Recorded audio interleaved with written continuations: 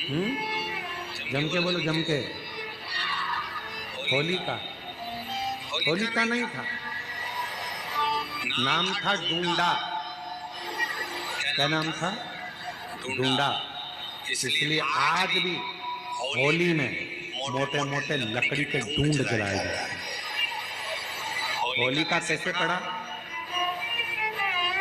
होली का नाम पड़ा कैसे? डूंडा नाम था। प्रहलाद के बारे में सुन रखा था। हिरण्यकशिपु ने आकर कहा, बहन डूंडा, तेरे पास ब्रह्मा जी की दी हुई चादर है, उसको तू अगर ओढ़ कर बैठ गई तो तू जलेगी। एक काम कर, प्रहलाद को गोदी में लेकर बैठ जा, और जब बैठेगी आग चारों तरफ से लगेगी, तेरे ऊपर चादर रहेगी, तू बच जाएगी और प्रहलाद जल जाएगा। डूंडा ने अपने भाई का कहना मान लिया और चादर ओढ़कर बैठ गई। चारों तरफ से आग लग गई। डूंडा को लगा मेरा छोटा सा भतीजा जल जाएगा, क्योंकि वो बुआ थी। बुआ कभी बददुआ नहीं देती है, बुआ दुआ देती है। बुआ ने अपनी चादर उतारी, अपने भतीजे पर, प्रहलाद पर डाल दी, खुद जल गई पर अपने भतीजे को बचा लिया। ऐसी होती है बुआ जो देती है दुआ। बुआ कभी बददुआ नहीं देती। आज के जमाने में बुआ शब्द को लोगों ने बदनाम कर दिया।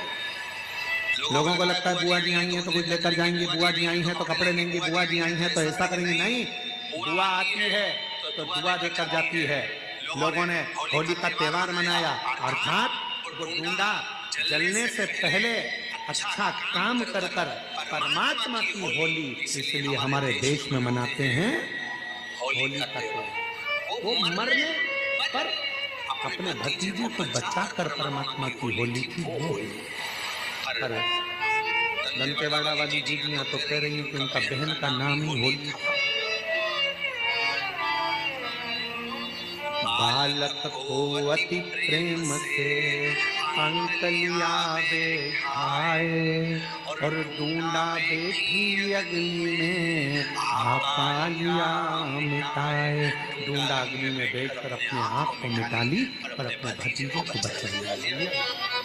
पर जोरदार कर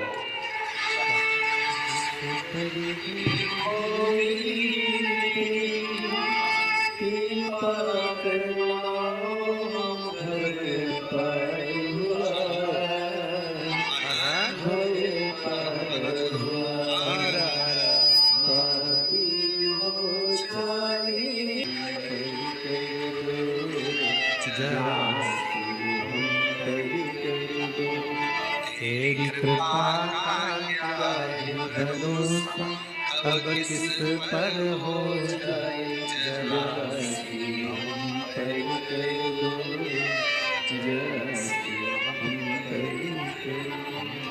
प्रणाम, उसको नमन, उसको शिव कथा करे।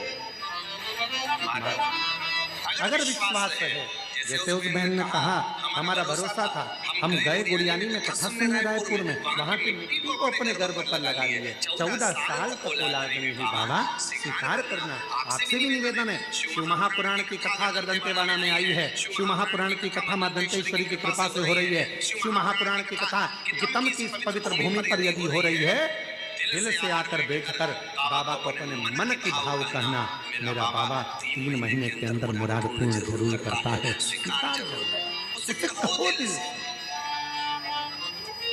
महादेव नमन चरणों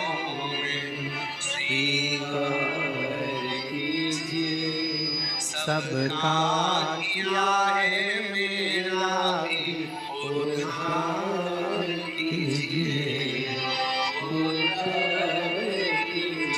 आप भी बोलो साथ में, महादेव नमन।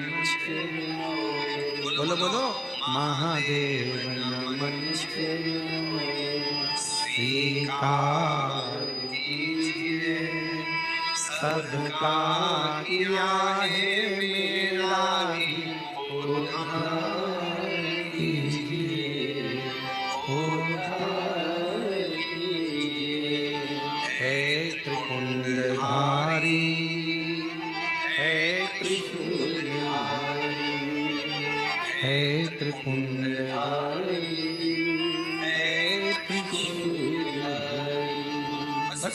विनय करो, निवेदन करो। प्रहलाद अग्नि से जला नहीं, हाथी के पांव के नीचे मरा नहीं। तब हिरण्यकशिपु को क्रोध आया और हिरण्यकशिपु ने एक धधकता हुआ खंबा सामने खड़ा कर दिया। अग्नि में तप रहा था वो खंबा कई समय से। हिरण्यकशिपु से पूछा हिरण्यकशिपु ने प्रहलाद से, क्या इसमें तेरा भगवान? हाँ, इसमें मेरा भगवान।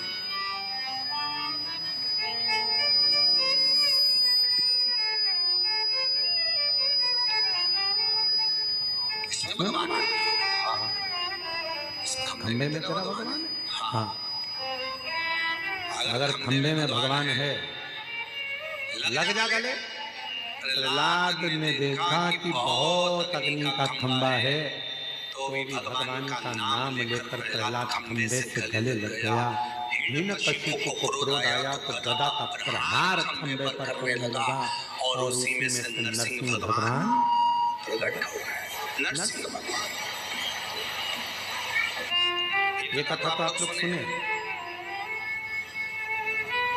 क्रोध आया नरसिंह भगवान को, हिरण्यकशिपु के उदर को फाड़ दिया, हाथों को निकाल लिया, गले में धारण कर दिया।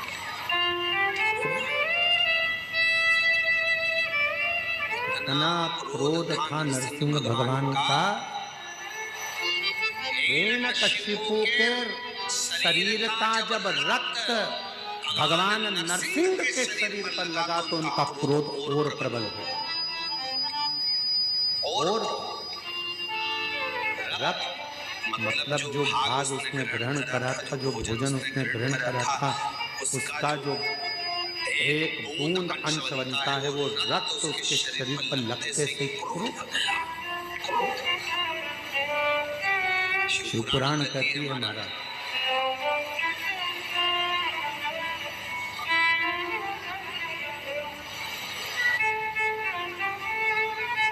जैसा खाया अन्न, बोलो बोलो जम के बोलो, वैसा हो गया मन। जैसा पियो पानी, वैसी हो गई वाणी। और जैसा पिया दूध, वैसा बन गया बुद्ध। बुद्धि कैसे बन गई? दूध से।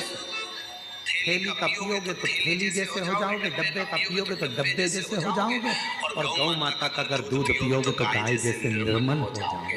ये दूध पर है। कई लोग बोतल का दूध पी पी के, तो माताओं ने ऐसी आदत डाल दी है बोतल की, ना जाने वो बोतल कहाँ से आ गई। जन्म हुआ बच्चा, थोड़े दिनों तक तो माँ ने अपना स्तनपान कराया, और थोड़े दिन के बाद उसके हाथ में एक दूध की, बोलो जम के जरा, बोतल पकड़ा दी। पहली बार ना जाने कौन से मुहूर्त में तुमने उसके हाथ में बोतल पकड़ाई थी। हाथ में आई दूध की बोतल, थोड़ा बड़ा हुआ तो स्कूल में आई पानी की बोतल, और बड़ा हुआ कॉलेज गया तो कोल्ड ड्रिंक की, बोलो बोलो बोलो बोलो जम के, कोल्ड ड्रिंक की बोतल। कोल्ड ड्रिंक की बोतल छूटी, फिर नहीं बोलूं तो अच्छा। वैसे सीवर वाला महाराज बहुत बुरा है बोलने के मामले। और अब जब बोतल पकड़ ली, तब गुरुजी के पास, गुरुजी इनकी बोतल छुड़ा दो।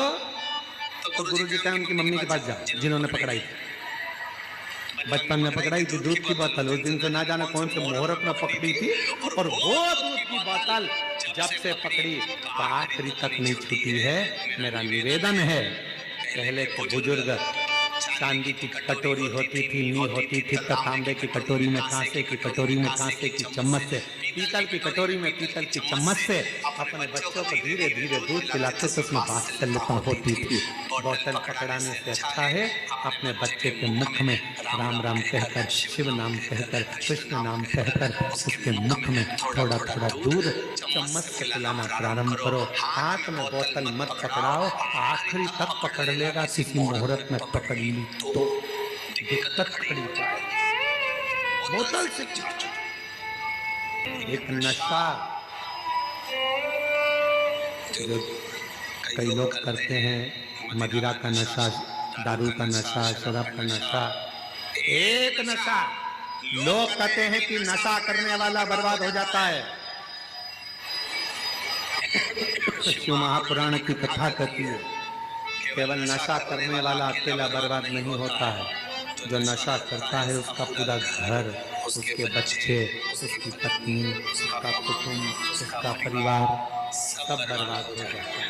इसलिए व्यासपीठ से निवेदन करते हैं, नशा करने वालों से निवेदन करते हैं कि शिव महापुराण में अगर कोई दान करना चाहते हो तो अपने नशे का दान दे दो कि मैं आज के बाद कभी नशा नहीं करूंगा, छोड़ता हूं। मेरा बाबा यहाँ आया है, मेरा भोले बाबा यहाँ पहुंचा है, मेरा शंकर भगवान यहाँ आया है, मैं उससे नहीं आ रहा है, मेरा बाबा नहीं है, बाबा यहाँ आए हैं तो मैं नशे का त्याग करूं। हरिओम में ओम समाया है, मेरा भोला मगर में आया है। हरिओम में ओम समाया है,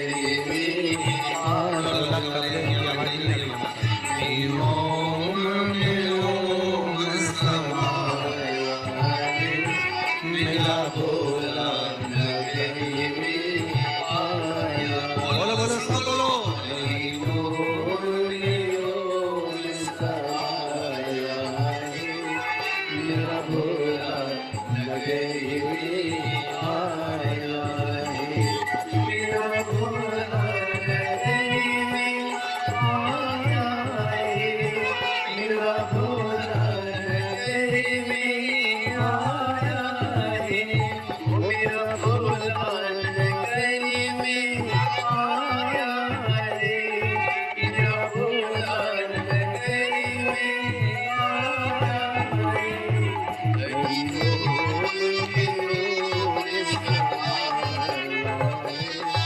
मेरा भोला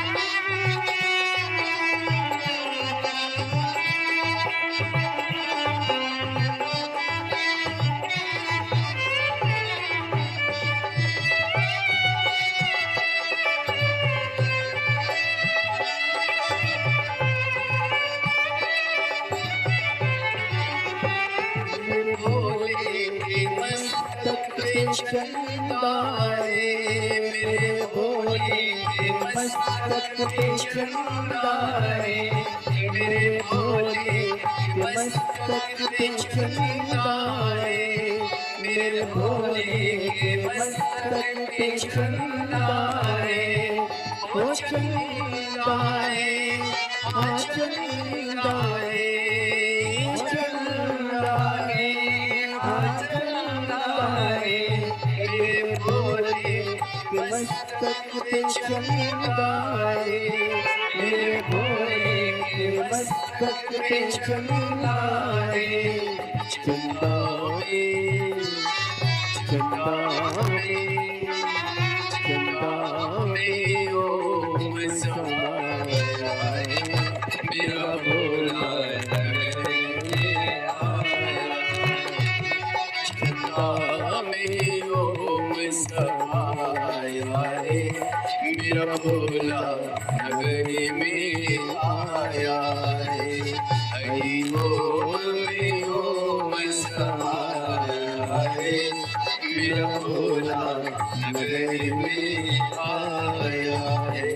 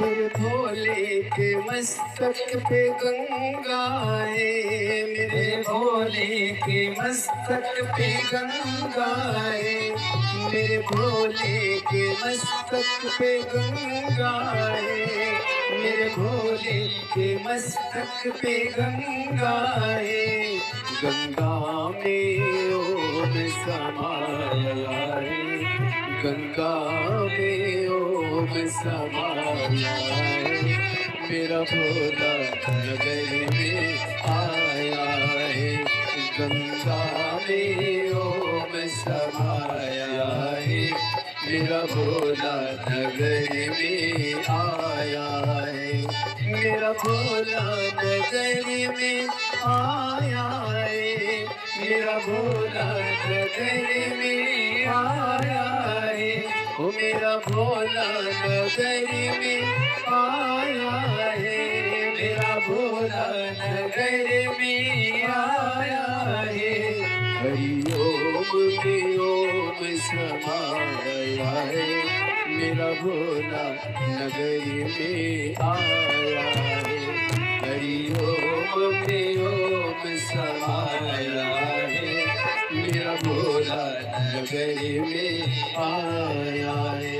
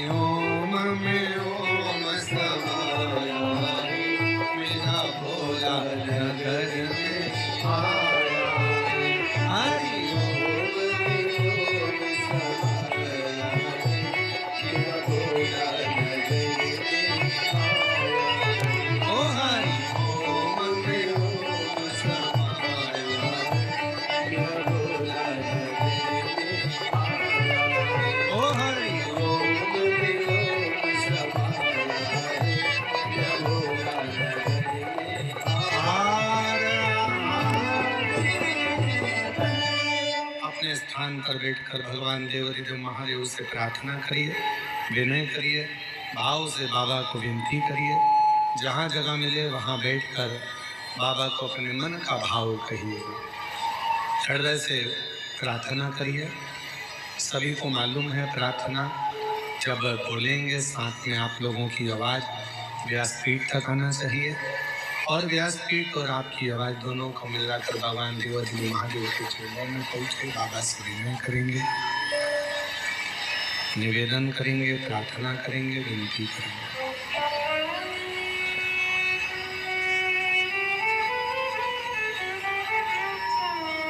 दिल से बाबा को प्रार्थना करिएगा।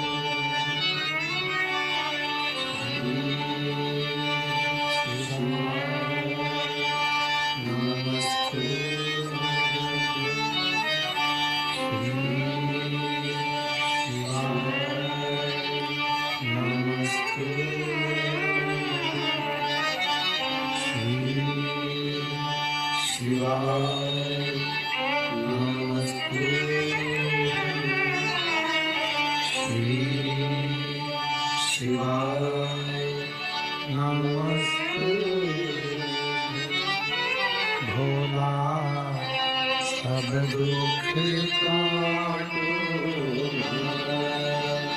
ओ भोला सब दुख काटो।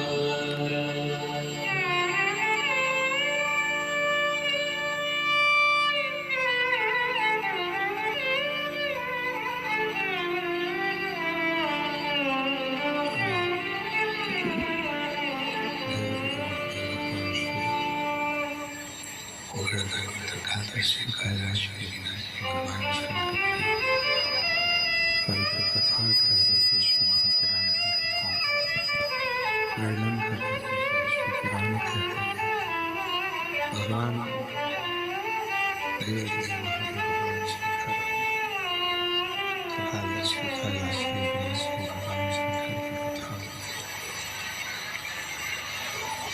नरसिंह भगवान का प्राकट्य हुआ।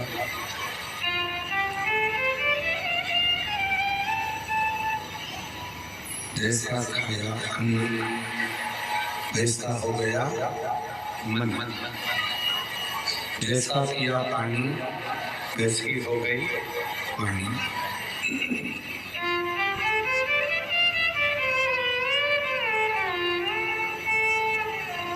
हिरण्यकशिपु के शरीर का रक्त नरसिंह भगवान के शरीर को लग गया तो क्रोध और तीव्र हो गया। किसी के घर का यदि भोजन ग्रहण कर रहे हो तो पहले विचार करना कि वो भोजन हमें फलित होगा कि नहीं। भोजन बनाने वाले का भाव भी शुद्ध है कि नहीं। कि एक राजा हमेशा मरने का सोचता था। रानी उसको समझाती थी तुम्हारे घर में जब राजपाट है, धन है, वैभव है, संपदा है, सत्ता है, दौलत है, जमीन है, जायदाद है, बच्चे हैं, तो फिर मरने का क्यों सोचते। राजा को समझ में नहीं आता था कि मैं मरने का क्यों सोचता हूँ। मेरे में ये बुद्धि आती कहाँ से। राजा एक दिन अपने गुरु जी के पास गया, गुरुदेव से जाकर कहा गुरु जी एक बात समझ में नहीं आती, मेरे मन में ये भाव नहीं समझ में आ रहा है कि आखिर सब कुछ अच्छा है तो फिर मरने का मेरे मन में ये बार बार प्लान क्यों आ रहा है, मेरे मन में बार बार इसका भाव क्यों आ रहा है। गुरु जी ने कहा कि तुम्हारे घर में भोजन कौन बनाता है। रानी बनाती है कि नहीं बनाती। नहीं बनाती। कौन बनाता है।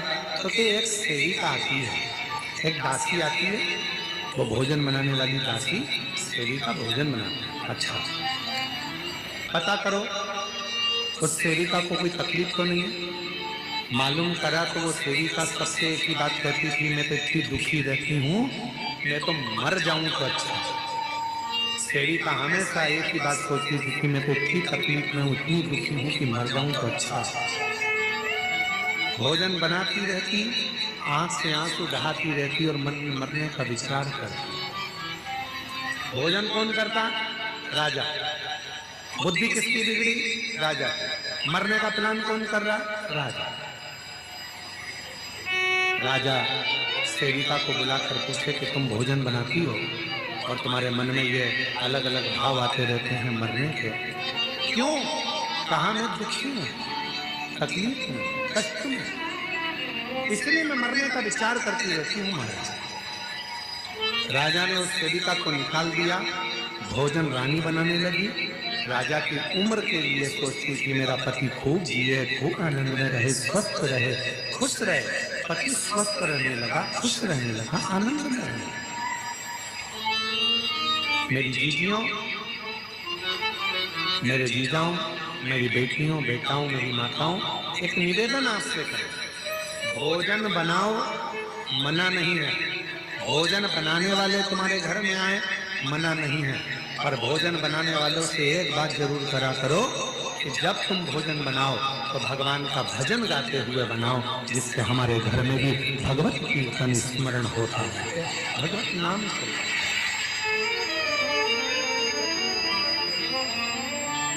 अब वो अपने टुकड़े रो रो कर, टुकड़े बोल बोल कर भोजन बनाए। अब मालूम पड़े अंदर इतना गुस्सा आ रहा, इतना गुस्सा आ रहा, और वो पूरा गुस्सा आटे उसन में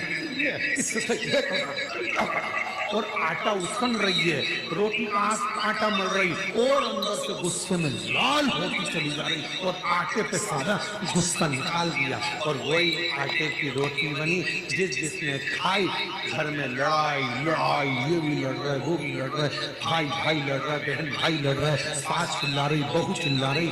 क्यों। क्योंकि वो आटे में तुम्हारा क्रोध चले। कई माताओं की आदत है कि चावल में सीटी नहीं आती। अरे बोलो तो जम के, चावल में सीटी नहीं आती तो गुस्से में चावल की सीटी बार बार सीटी पर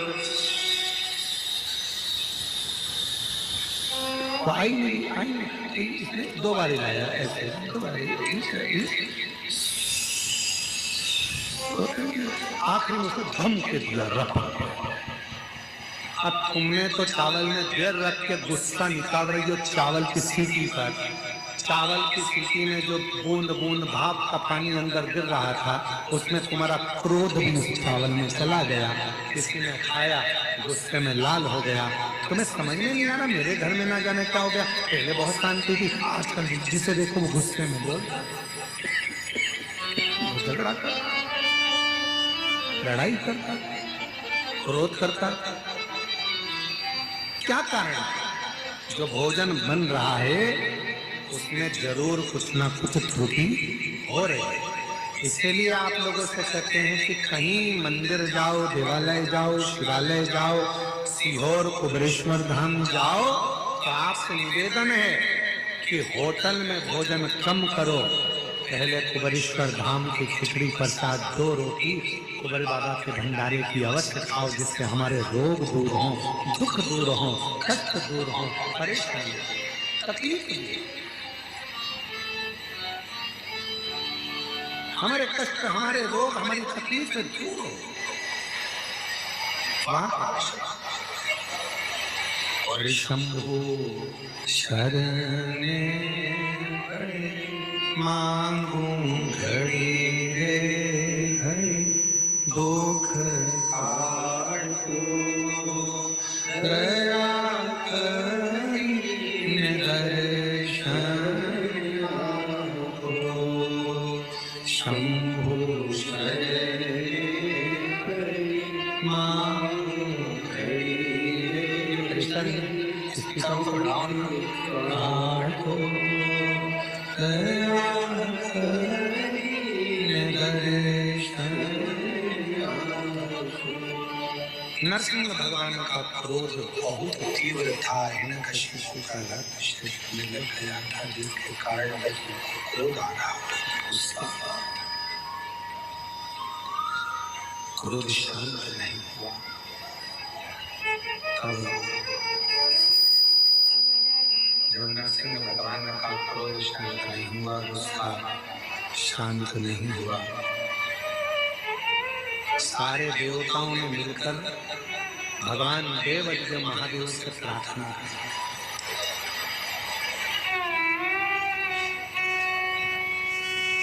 ये कथा है सत्यग्र माता की। कथा के प्रारंभ में कहा है 2 देवी हैं, उन दोनों का जल यदि आप उनका नाम भी पुकार ले तो हम तो यहाँ तक कहेंगे, अगर किसी को बहुत गंदे गंदे स्वप्न आते हैं, बहुत गंदे स्वप्न, हर कुछ दिख रहा है, सांप दिख रहे हैं, मौतें दिख रही है, कहीं कुछ दिख रहा है, एक्सीडेंट दिख रहा है, अपने ही मालूम पड़े पति के बारे में गलत देख लिया, पत्नी के लिए गलत देख लिया, माँ बाप के लिए गलत देख लिया, भाई बहन के लिए गलत देख लिया। कभी कभी ऐसा लगता है अंदर से कि मेरे पति के साथ कुछ गलत ना हो जाए, मेरे बेटे के साथ गलत कुछ ना हो जाए, मेरी पत्नी के साथ गलत कुछ ना हो जाए। घर के लोगों के लिए हम जब गलत गलत विचार मन में आने लगते हैं, तब प्रत्येक गिर माता का नाम या दंतेश्वरी माता का नाम किस रूप में लेना है वो कथा चले। और शायद संपूर्ण विश्व में इस कथा की धूम है, पूरे विश्व कि दंतेश्वरी माता की कथा को हमें श्रवण करना है। आखिर माता स्वरूप, माता का स्वरूप, माता का स्मृत, माता की भक्ति, माता का विश्वास। तो नरसिंह भगवान का क्रोध बड़ा तीव्र था, वो क्रोध शांत नहीं हुआ। सब देवता मिलकर भगवान देवज्ञ महादेव के पास पहुंचे, भगवान शिव जी के पास, और भगवान देवज्ञ महादेव के पास मिलकर भगवान शंकर जी के पास जाकर भगवान देवज्ञ महादेव से प्रार्थना की। बाबा नरसिंह भगवान को बड़ा क्रोध आया, बड़ा, आप उस क्रोध को मिटा दीजिए, आप उस क्रोध को शांत कर दीजिए, उस क्रोध को समाप्त कर दीजिए। सारे देवताओं को शामिल कर कर नरसिंह भगवान इस पवित्र रूप को धारण करें। उनके क्रोध को शांत करने के लिए 33 कोटि देवता सब मुझ में समाये। 33 कोटि देवता सब मुझ में समाये। मैं पक्षी का रूप रखता हूं, और नरसिंह भगवान को पक्षी का रूप रखकर अपने पंजे में उठाकर अलग अलग नदी में ले जाकर डाल देता हूँ। पक्षी सारे देवता राजी हो गए। अब नरसिंह भगवान से उनके सामने क्रोध को शांत करने के लिए शंकर भगवान सर्वभीश्वर महादेव बन गए। बोल सर्वभीश्वर महादेव की।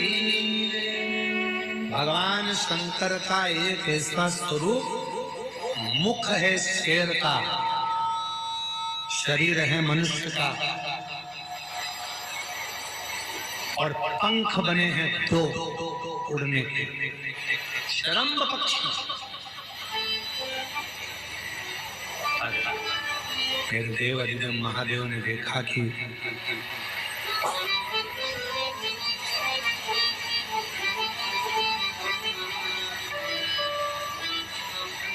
मेरे भोलेनाथ जी ने देखा कि ये मैंने सिंह का रूप तो ले लिया है, मनुष्य का शरीर भी हो गया है, पर पंख किसको बनाया गया? तब मेरे भोलेनाथ ने त्रिदेवियों का आवाहन किया। हे लक्ष्मी, हे पार्वती, हे सरस्वती, आओ और तुम मेरे पंख बन जाओ।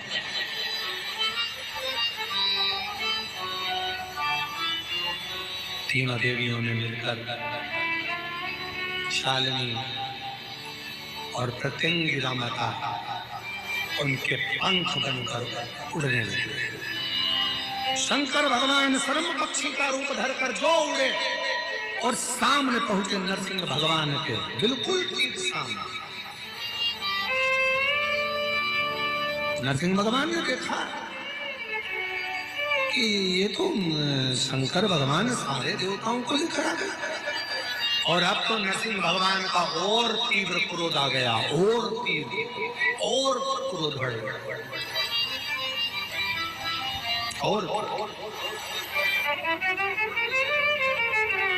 और जैसे ही और तीव्र क्रोध हुआ, नरसिंह भगवान ने अपना और रूप बदल लिया।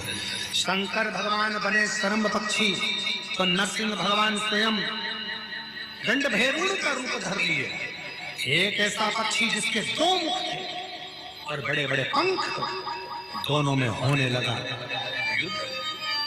देवता ने सोचा था हम तो इनको ठंडा करने के लिए, शांत करने के लिए जा रहे थे, पर इन दोनों में तो युद्ध छिड़ गया। करें क्या? उसी समय माँ शरम्भ पक्षी के उस पंख के रूप में जो माँ प्रत्यंगिरा माता थी, उसी समय पर उन्होंने अपना स्वरूप अलग किया, और जैसे एक सिंह का मुख होता है, सिंह का मुख है, नारी का स्वरूप है, और माँ उसी पल प्रत्यंगिरा माता के रूप में प्रकट हो गई। उसी पल, उसी समय आप लोग दर्शन कर रहे होंगे आस्था चैनल पर, सभी आस्था चैनल वासी और जितने भी कथा में बैठे हैं, एलईडी पर भी आप लोग प्रत्यंगिरा माता का दर्शन कर रहे होंगे। सिंह का मुख है माता, भयंकर विद्या लपलपाती हुई, भयंकर दंत है माता के, शरीर स्त्री का है माँ के।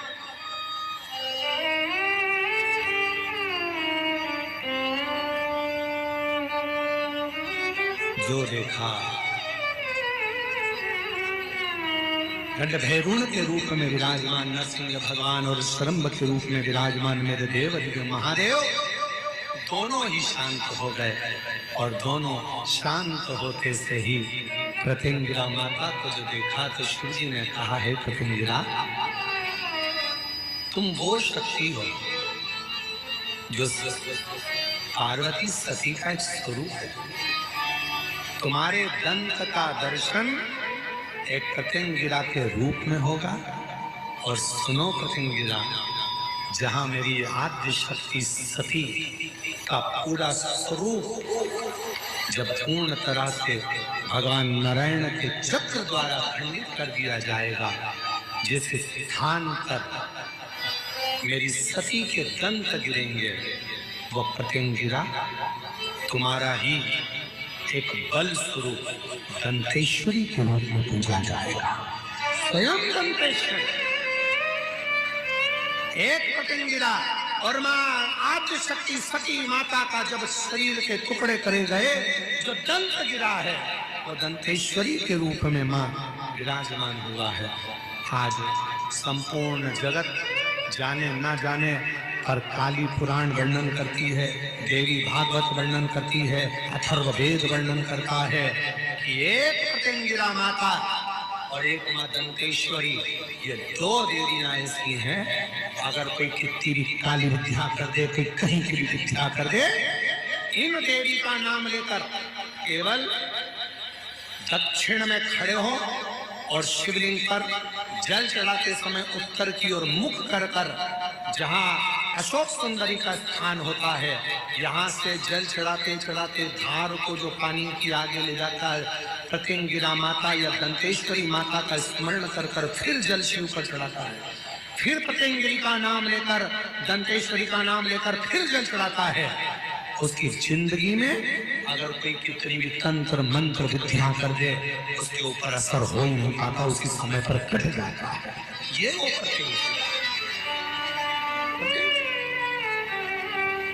यहां तक वर्णन आता है महाराज, जिस नारी के, जिस स्त्री के रजोधर्म में, रजोधर्म के समय पर कोई नारी कहती है पेट दर्द होता है, कोई कहती है रजोधर्म नहीं आता, कोई कहती है रजोधर्म रुक जाता है। वो नारियां जो बहुत उधर से जुड़ी हुई कहीं ना कहीं तकलीफों में होती हैं, अगर मां पतंगिरा का स्मरण कर कर एक चावल का दाना, भगवान देवाधिदेव महादेव जिस जलाधारी पर, वो जो गोल जलाधारी है, जिस जलाधारी पर शंकर का शिवलिंग रखा हुआ है, उस जलाधारी पर कहीं पर भी एक चावल का दाना, या तो मां दंतेश्वरी का नाम लेकर या पतंगिरा माता का नाम लेकर अगर चढ़ा देती है, तो उस नारी के रजो धर्म से जुड़ी जितनी प्रॉब्लम है वो सब समाप्त हो जाती है। यहां तक पतंगिरा माता का एक पत्र है, अच्छा है, आपका विश्वास, आपका भरोसा, आपकी दृढ़ता रोग से मुक्त कर।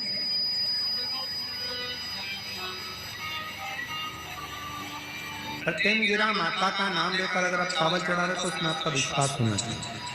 मां दंतेश्वरी का नाम लेकर चावल चढ़ा रहे हो तो उसमें आपका विश्वास होना चाहिए। एक पत्र और है,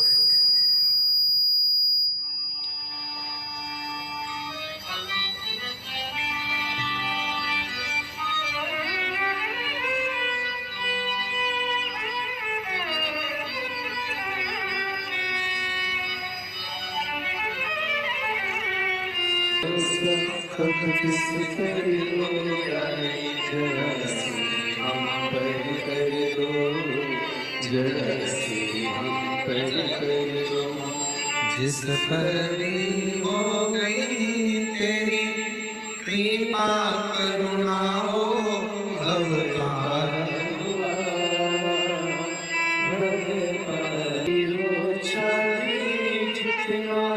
उसका भी बाबा उद्धार हुआ, जैसे तेरे मन को जरा सी हम पर कर दो, जरा सी हम पर कर दो। शिव पर भरोसा करते हैं भगवान शंकर पर, यदि आपका हमारा भरोसा होता है तो शिव उसको स्वीकार करेगा। आपका भरोसा कितना है शंकर जी पर, आपका विश्वास कितना है शिव जी पर, आपके ऊपर निर्भर करता है। पतंगिरा माता, बोलो कौन सी माता, जम के बोलो, पतंगिरा। आज पे फोटो चल रहा, पतंगिरा माता और दंतेश्वरी माता, जितने सामने से रहकर यदि कोई तकलीफें हमको भेजता है, या सामने से रहकर कोई तकलीफें आती हैं, ये दोनों देवी उसको काट देती। छत्तीसगढ़ वालों, तुम्हें गौरव होना चाहिए, बस्तर के रहवासियों को गौरव होना चाहिए कि तुम मां दंतेश्वरी की गोद में रहते हो। मां दंतेश्वरी की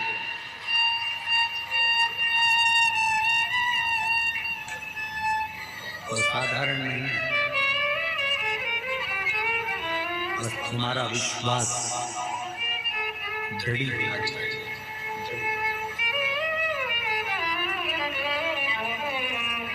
और निवेदन करूं आप सभी को, बोलूं मैं इस व्याख्या से निवेदन करूं, आप सबको निवेदन करूं कि यहाँ तक यदि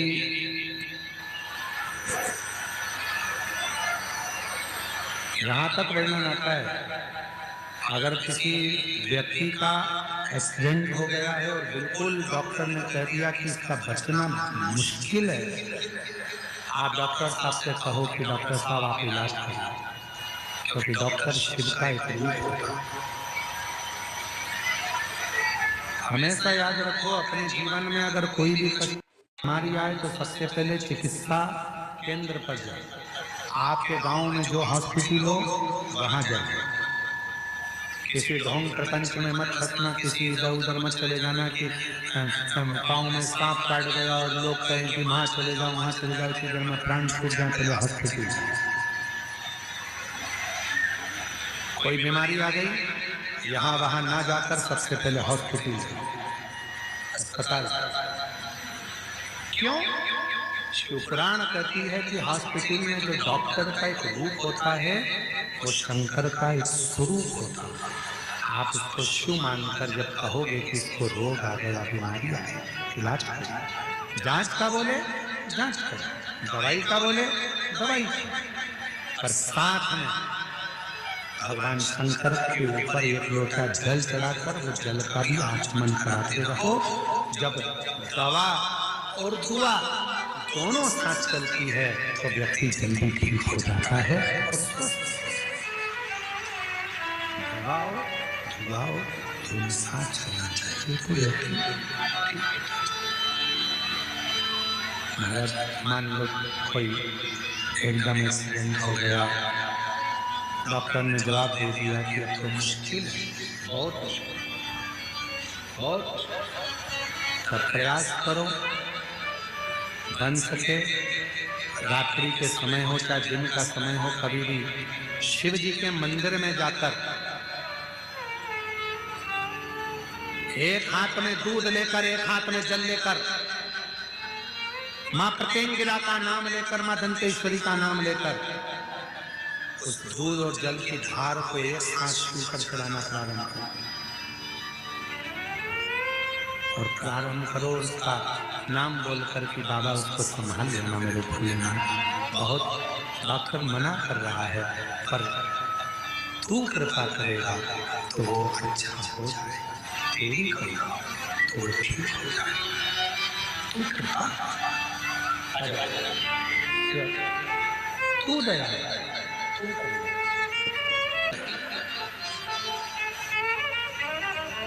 शंकर की उपासना में मां पतंगिरा ने नरसिंह भगवान और भगवान सिंहेश्वर के दोनों को दर्शन दिया, और दोनों के क्रोधों को शांत कर दिया। दोनों शिव पुराण कहती है, देवराज नाम का ब्राह्मण ना कभी मंदिर गया था, ना कभी शिवालय गया था, ना कभी उसने दर्शन किया था, ना कभी आराधना करी थी, पर शिव की भक्ति में कभी नहीं लगा था। चोरी का धन लेकर जा रहा था, मंदिर के अंदर प्रवेश कर गया, शरीर में दाग हो रहा था, बुखार आ रहा था। एक ब्राह्मण शिव पुराण की कथा कर रहा था, वो श्रवण कर रहा था। 2 क्षण की शिव महापुराण की कथा उसके कानों में चली गई और आखिरी में उसके प्राण बेलपत्र के वृक्ष के नीचे छूट गए। देव महादेव स्वयं नंदी लेकर आए और उसको ले जाकर कैलाश पर पहुंचाया। कहते हैं साधारण मनुष्य अगर प्राणों को छोड़ता है, यम लेने आते हैं, साधारण मनुष्य अगर प्राणों को छोड़ता है, भगवान के पार्षद लेने के लिए आते हैं। और केवल एक देव अधिदेव महादेव भगवान शंकर ऐसे हैं जिनको जल चढ़ाने वाला, जिनको भजने वाला, जिनको स्मरण करने वाला जब प्राणों को छोड़ता है तो ना उसे पार्षद लेने आते हैं, ना उसे यम लेने आते हैं, उसे तो स्वयं देव अधिदेव महादेव नंदी लेकर ले, स्वयं शंकर भगवान नंदी लेकर आते हैं उसको लेने के लिए स्वयं। और जिस पर भी हो गई तेरी कृपा करुणा वो भव पार हुआ, भव पार हुआ। आपी हो चाहे जितना उसका भी बाबा उद्धार हुआ,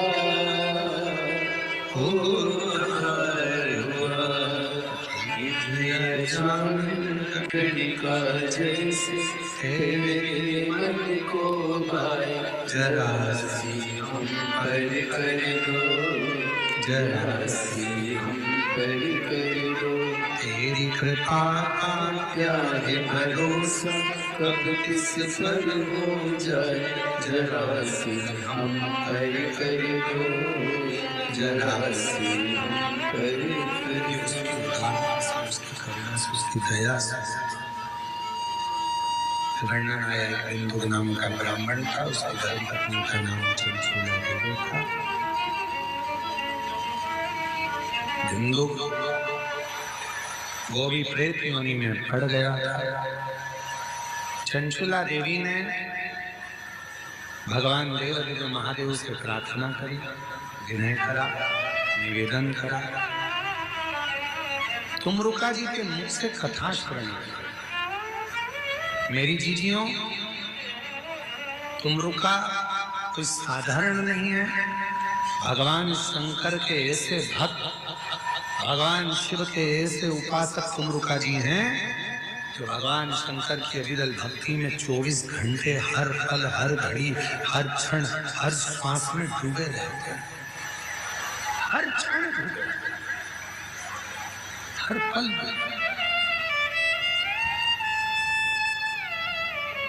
कहते हैं कि आप जब भगवान शंकर को एक लोटा जल चढ़ाने के लिए जाते हैं, भगवान शिव को जब आप एक लोटा जल चढ़ाने के लिए जाते हो तो शिव पुराण की कथा कहती है जब लौट कर आते हो जल चढ़ाकर, तो शिव महापुराण की कथा कहती है कि आपका पात्र भले वहां जल चढ़ाकर खाली हो गया हो, पर जब आप लौट कर आते हो तब आपका पात्र खाली नहीं रहता, उसमें शिव की आज्ञा से लक्ष्मी प्रवेश कर कर तुम्हारे घरों के अंदर प्रवेश कर जाती है। लक्ष्मी प्रवेश, उसमें लक्ष्मी का प्रवेश हो। बिंदु प्रेत योनि से मुक्त हो। चंचूला देवी ने तुमरुका जी के सामने जाकर निवेदन कर कर शिव महापुराण की कथा को सुनना प्रारंभ करा। ईश्वर जी गोरा जी बनकर भगवान देव अधिदेव महादेव यजमान बने हैं। भगवान ईश्वर गोरा जी आ रहे हैं। जोरदार ताली बजाकर ईश्वर गोरा जी के लिए आप स्वागत करिएगा। ये कथा जो दंतेवाड़ा में माँ दंतेश्वरी की कृपा से चल रही है, गिदम के अंतर्गत ये कथा 13 दिसंबर को विराम होगी। 17 दिसंबर से 21 दिसंबर तक ग्राम पंचायत नटपुरा, जिला दुर्ग, छत्तीसगढ़ में 5 दिवसीय शिव महापुराण की कथा रहेगी। और 24 से 28 दिसंबर तक 5 दिवसीय शिव महापुराण की कथा मुंबई, महाराष्ट्र में रहेगी। ऐसी 5-5 दिवस की 2 कथाएं दिसंबर के महीने में रहेगी। 17 से 21 दिसंबर नटपुरा ग्राम पंचायत, जिला दुर्ग, और 24 से 28 दिसंबर मुंबई, महाराष्ट्र में कथा रहेगी। भगवान ईश्वर गोरा पधारे हैं। जोरदार ताली बजाकर उनका स्वागत करिए आनंद से। आज कथा का प्रथम दिवस यहाँ विराम ले रहा है। कल